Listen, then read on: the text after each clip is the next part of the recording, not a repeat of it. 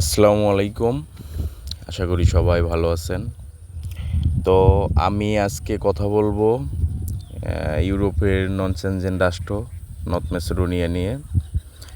তো আজকে আমার যে বিষয়টি নিয়ে আমি আলোচনা করব, নর্থ ম্যাসেডোনিয়ার A to Z visa processing এবং নর্থ ম্যাসেডোনিয়াতে আপনার বর্তমান 2026 সালের বেসিক বেতন সম্পর্কে এবং নর্থ ম্যাসেডোনিয়াতে আপনার আসতে গেলে আপনার টোটালি কত টাকা খরচ হয় এবং বর্তমানে নর্থ ম্যাসেডোনিয়াতে কি কাজে কত টাকা বেতন এবং আপনারা এখানে আসার পর কি সুযোগ সুবিধা পাবেন, A to Z বিষয়ে আমি আজকে আলোচনা করব। তো প্রথমে যে বিষয়টি নিয়ে আলোচনা করব যে নর্থ ম্যাসেডোনিয়াতে আপনার আসতে গেলে টোটাল কতদিন সময় লাগতে পারে। তো নর্থ ম্যাসেডোনিয়াতে আপনার আসতে গেলে মানে এটা আপনার নির্ভর করে সম্পূর্ণ এজেন্সির ওপর বা আপনি যার মাধ্যমে আসবেন এখানে তার উপর। তারপরেও যে আপনার একটা সময় থাকে। তো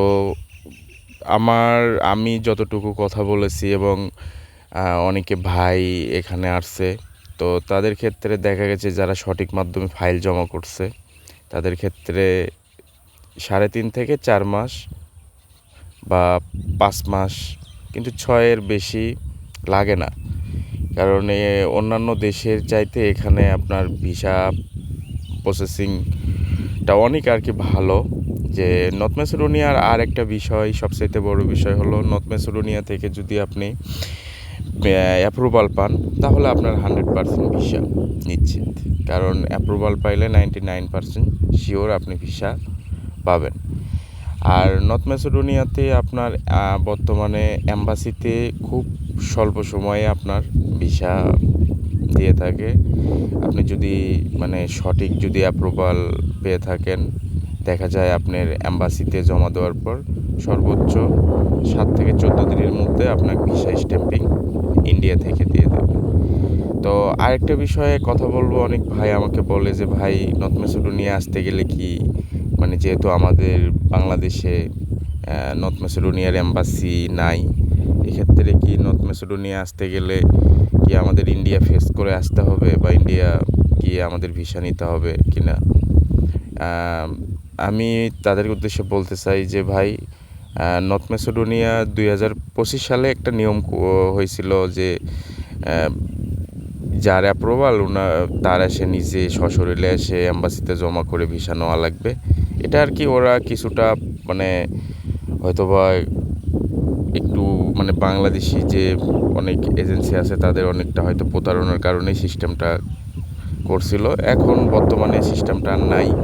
এখন আপনার নিজে চাইলেও গিয়ে জমা করতে পারবেন, কিন্তু আপনার এজেন্সি চাইলে কোনো অথরাইজের মাধ্যমেও আপনার ইন্ডিয়া থেকে ভিসা করে নিয়ে আসতে পারবে, এটার কোনো সমস্যা নাই। তো আর যে বিষয়টি যে নর্থ ম্যাসেডোনিয়াতে বর্তমানে আপনার বেসিক স্যালারি কত 2026 সালে। তো বর্তমান 2026 সালে ম্যাসেডোনিয়াতে বর্তমান যে স্যালারি, এটা সর্বনিম্ন স্যালারি 500 ইউরো। আর এটা অনেক ক্ষেত্রে কাজ ভেদে অনেক সময় এর চেয়ে বেশি হয়। যেমন যারা এগ্রিকালচারে কাজ করে তাদের স্যালারিটা একটু বেশি, যারা ফ্যাক্টরি ওয়ার্কার বা হোটেল রেস্টুরেন্টে কাজ করে তাদের 500 থেকে শুরু। আর বর্তমানে যারা কনেকটেশন ওয়ার্কার বা এগ্রিকালচারে কাজ করে বা অন্যান্য আরও যেগুলো মানে ড্রাইভিং মানে ট্রাক ড্রাইভার বা ভেহিকল ড্রাইভার, সব যারা এগুলো কাজে নিয়োজিত আছে তাদের ক্ষেত্রে 700 থেকেই শুরু। তো অনেক ক্ষেত্রে দেখা যায় যে আপনার কোম্পানির উপরেও নির্ভর করে স্যালারি। যদি আপনার ধরেন সাপ্লাই কোম্পানি হয় তাহলে বেতন আপনি কম পাবেন, যেহেতু আপনার তখন তো থাকবেন আপনি এজেন্সির মাধ্যমে এজেন্টে। আর যদি আপনি অরিজিনাল লিগ্যাল কোনো কোম্পানিতে আপনি আসেন তাহলে আপনার সঠিক যে স্যালারি এটা আপনি পাবেন। তো আর যে বিষয়টি নিয়ে কথা বলবো যে নর্থ ম্যাসেডোনিয়াতে আপনার কত টাকা আসতে কত টাকা খরচ হয়। তো এটাও সাধারণত আপনার নির্ভর করে আপনার এজেন্টের ওপর। আর নর্থ ম্যাসেডোনিয়াতে আপনার ফিক্সড কোনো কিছু নাই। আপনার দেখা গেছে 2025 সালে অনেক ভাই ব্রাদার যারা আছে অনেকেই আসছে আপনার 7 থেকে 8 লাখ টাকার মধ্যে। কিন্তু এখন 2026 সালে আমি অনেক ভাইয়ের কাছে থেকে মানে শুনছি বা অনেক এজেন্সির সাথে আমি কথা বলছি। তো এখন তারা বলে যে অনেকেই আমার জানা, আমি শিওর না অতটা, অনেকেই 11, কেউ আপনার 10, কিন্তু সামথিং 10+, প্রত্যেকটা এজেন্সি 10+ দিয়েই কাজ করতেছে। তো আমি যা মনে করি যে নর্থ ম্যাসেডোনিয়া যদি আপনি বর্তমানে আসতে চান, তো ইউরোপের ভিতর সবচেয়ে দ্রুত এবং কম সময়ে যে ভিসাগুলো হয় এটা হলো আপনার নর্থ ম্যাসেডোনিয়াতেই। ভিসা প্রসেসিং টাইমটাই সর্বনিম্ন কম সময়ের মধ্যেই নর্থ ম্যাসেডোনিয়া আপনি আসতে পারবেন যদি সঠিক কোনো মাধ্যমে আপনার ফাইলটা জমা হয়। আর বর্তমানে নর্থ ম্যাসেডোনিয়াতে আপনার যে সুযোগ সুবিধা, যে আপনি যদি নর্থ ম্যাসেডোনিয়াতে আসেন সেক্ষেত্রে দেখা যায় যে আপনি ইউরোপের ভেতর সবচেয়ে কম টাকার মধ্যে নর্থ ম্যাসেডোনিয়ায় আমি যা মনে করি পারফেক্ট। আর নর্থ ম্যাসেডোনিয়ার আরেকটা বিষয় হলো, আপনি যখন এখানে আসবেন ইউরোপের অন্যান্য সেনজেন রাষ্ট্রের মতো আপনার রুম ভাড়া নিয়ে যে এখানে থাকতে হবে আপনার এটা না, কোম্পানি আপনাকে রুম ভাড়া দেবে, খাবার খরচ এটা ম্যাক্সিমাম কোম্পানি আপনার থাকা এবং খাওয়া এটা বহন করে, কোম্পানি বহন করে।